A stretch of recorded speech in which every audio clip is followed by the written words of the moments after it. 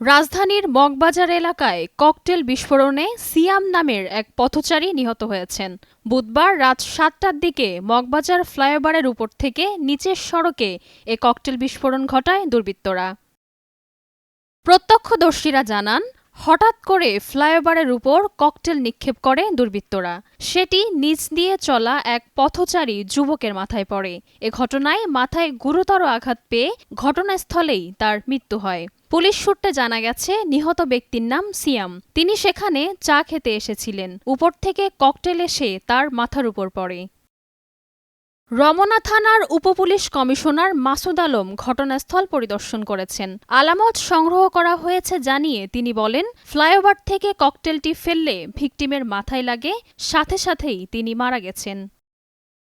দেশকে অস্থিতিশীল করতে এই নাশকতা ঘটানো হয়েছে মন্তব্য করে তিনি বলেন, কে বা কারা এই নাশকতা ঘটিয়েছে তার অনুসন্ধান চলছে। রাজিয়া খাতুন, নয়া দিগন্ত।